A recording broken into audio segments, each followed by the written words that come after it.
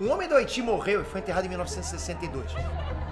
Essa poderia ser mais uma história comum do fim de uma vida, né? Como qualquer outro ser humano. Mas o extraordinário aconteceu bem ali. Enquanto para todas as outras pessoas a morte é o fim certo, o silêncio, o descanso eterno, para Clervius Narcisse foi o início de algo inimaginável.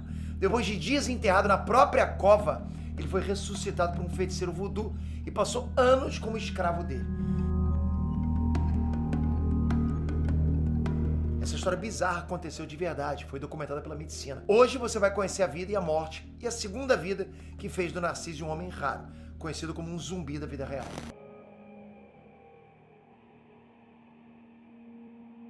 Fala pessoal, Peter aqui. Bom, você já viu zumbis em filmes, séries, quadrinhos, games, pode ter ouvido histórias de terror sobre eles à noite, né? Pode até ter tido pesadelos com eles. Mas nada se compara à história real do Clervius Narcisse, um camponês simples que teve um destino inimaginável. Ele foi trazido dos mortos e viveu como um zumbi. No senso comum, zumbis são mortos que voltam à vida. Talvez por meio de vírus, fungos, radiação, né? Mas no caso do Narcisse, ele foi condenado a se tornar um zumbi por meio de magia voodoo. E esse foi um caso documentado e estudado a fundo, e até hoje ninguém conseguiu uma resposta conclusiva para explicar como isso foi possível. A única coisa que todos concordam é que aconteceu. Se prepara para entrar de cabeça nessa história extraordinária da vida real. Bom, para começar essa viagem, a gente precisa conhecer o cenário, e dessa vez é o Haiti. Bom, o Haiti foi uma colônia francesa até o fim do século XVIII, e toda a economia era baseada em trabalho escravizado africano.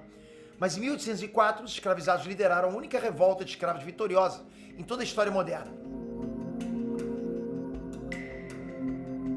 E dessa forma, o Haiti se tornou a primeira república negra do mundo. E aí, com um território totalmente formado por negros, as tradições africanas formaram a base cultural do país. E foi nesse contexto que nosso personagem da vida real nasceu. Clervius Narcisse nasceu numa comunidade rural, uma de tantas outras no Haiti. O que muita gente não sabe é que as áreas rurais lá são controladas por sociedades voodoo.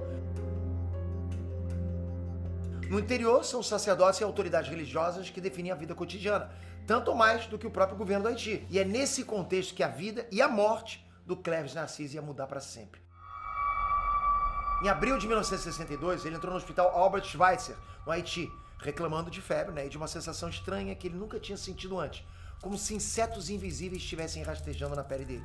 Ele ficou internado por alguns dias, os médicos fizeram exames, mas nada aliviava os sintomas, o incômodo que ele sentia. Na verdade, tudo ia piorando, até que a condição dele se agravou de vez. Narcisse foi operado às pressas e tá tudo documentado no hospital. Havia médicos americanos na equipe daquele dia no hospital. Ninguém conseguia dizer com certeza o que todos aqueles sintomas significavam.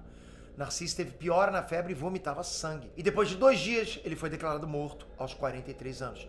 Parecia o fim, mas era só o começo da história. Era o dia 30 de abril de 1962. O hospital emitiu a certidão de óbito e 2 médicos assinaram o atestado. Atestado de óbito, né? Bom, o atestado de óbito apontava como causa da morte hipertensão maligna e edema pulmonar. Bom, hipertensão maligna é uma forma grave emergencial de pressão alta, né? Isso quer dizer que os níveis de pressão arterial sobem muito rapidamente. Uma pressão normal é considerada ali 12/8. Para ser hipertensão maligna, significava que a pressão do Narcisse foi para cima de 18/12, de uma forma muito agressiva, muito rápida.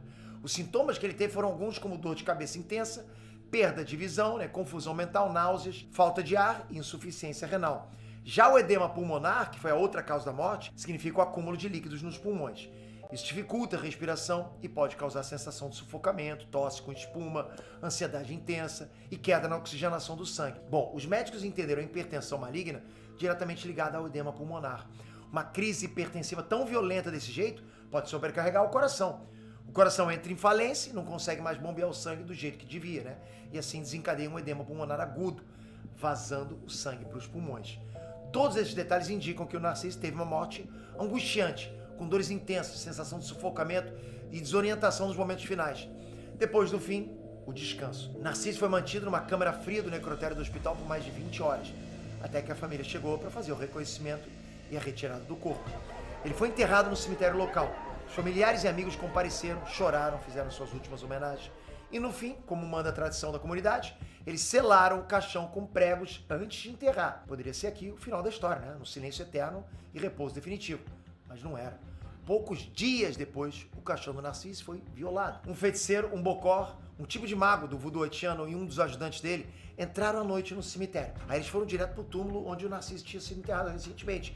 E ali ia começar uma série de acontecimentos inacreditáveis. Aí o que eles fizeram? Eles desenterraram o Narciso e levaram ele embora para uma vila distante, né? Bom, chegando lá, o corpo do Narciso passou por um ritual voodoo e foi reanimado.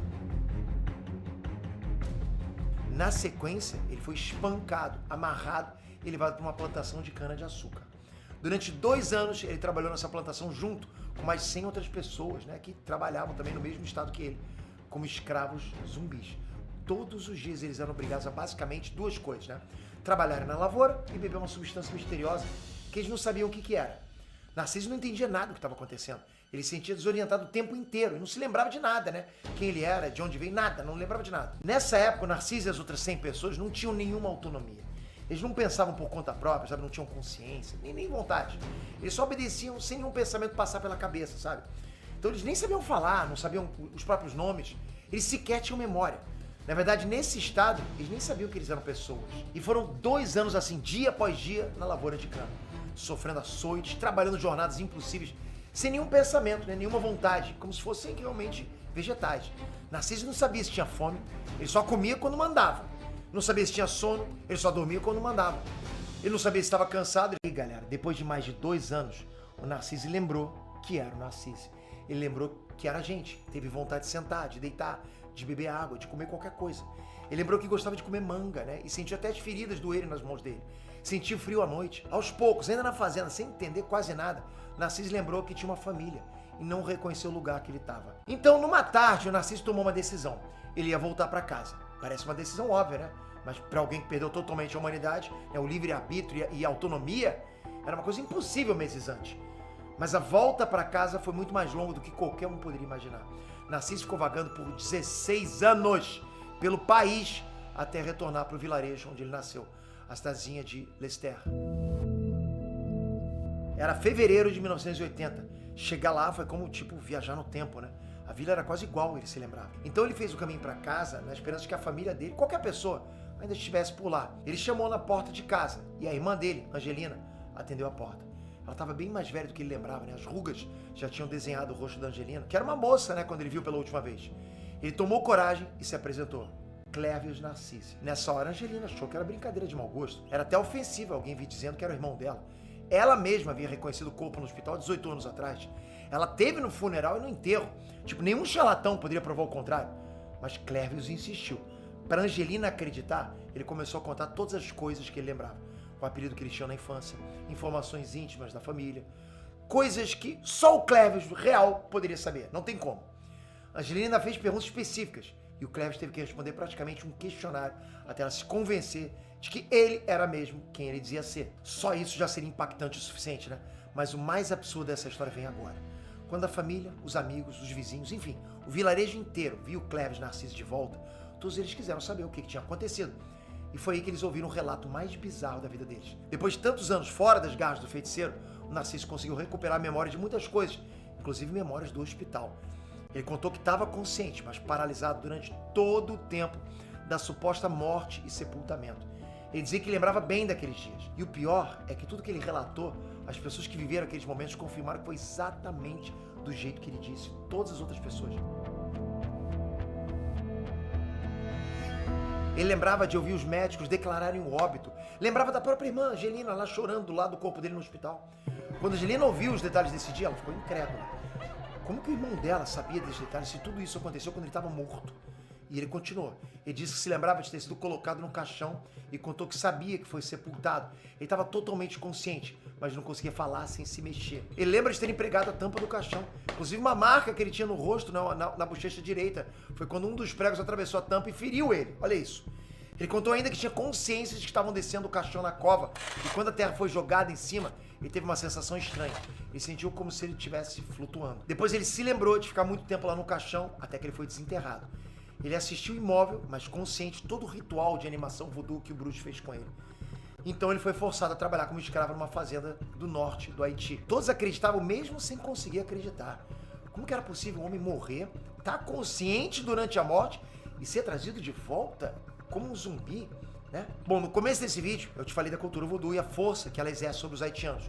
Os sacerdotes voodoo são os mestres da terra, né? E eles têm poder e influência para controlar a vida das comunidades. Eles que fazem a justiça de cada povoado. Pois bem, um detalhe que só se esclareceu depois nessa história é que o Narciso tinha aprontado um pouco antes de morrer e virar zumbi. Acontece que ele tinha abandonado os filhos dele, tretou com o irmão dele por causa de um terreno que ele tinha direito, mas o Narciso embarreirou. Daí, o irmão do Narciso foi fazer o que qualquer camponês do Haiti teria feito. Foi pedir justiça com um bocó, o mestre voodoo. Aí os sacerdotes julgaram o caso e condenaram Cléves Narcisse. E a pior punição nessa cultura, muito pior do que a morte, é virar zumbi. A história do Narciso chamou a atenção do mundo inteiro. Canais de TV como BBC, pesquisadores de universidades foram lá para o Haiti investigar a fundo como é que era possível Narciso morrer, reviver como zumbi e sair dessa. Uma dessas pessoas interessadas foi o Wade Davis. Ele era antropólogo e botânico da Universidade de Harvard.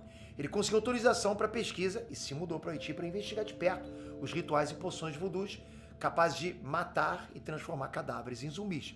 Então não demorou muito, né, para ele conseguir os contatos certos. E ele conseguiu amostras de um pó que era supostamente idêntico ao que o mestre voodoo teria usado no Narciso antes dele dar a entrada no hospital. Aí o Wade Davis conseguiu que o mestre voodoo ensinasse para ele como fazer o preparo. Era um pó estranho que parecia terra preta. Era feito com muitas coisas estranhas, como por exemplo parte de sapos, vermes marinhos, lagartos, tarântulas, até ossos humanos. Mas 2 ingredientes eram fundamentais para o efeito. Uma planta conhecida no Haiti como erva do diabo e veneno do peixe baiacu. Então o modo de gerar um zumbi é simples, o mestre explicou para ele. O veneno é esfregado na pele da vítima. Em poucas horas ela começa a sentir náuseas e tem dificuldade para respirar. Aí uma sensação de formigamento começa forte nos braços e nas pernas e se espalha pelo corpo todo. Dependendo da quantidade do veneno do organismo que recebe, o efeito pode demorar horas ou dias, mas quando funciona, a pessoa fica paralisada. Aí os lábios ficam azulados pela falta de oxigênio. O metabolismo cai num nível quase indistinguível da morte. O veneno do baiacu tem um efeito paralisante, enquanto a erva do diabo causa delírios. Essa combinação faz a pessoa ficar totalmente indefesa e simula a morte.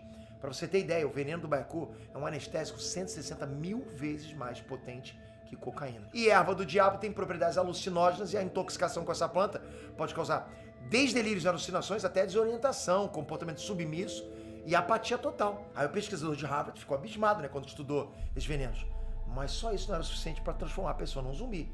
Ele chegou na conclusão de que tudo que esse composto podia fazer era predispor a pessoa a uma série de pressões psicológicas enraizadas na cultura. Bom, a conclusão mais próxima a uma resposta científica e racional sobre tudo isso que aconteceu com o Narciso foi que ele não deve ter morrido de verdade naquele dia, só entrado em contato com uma substância que simulava a morte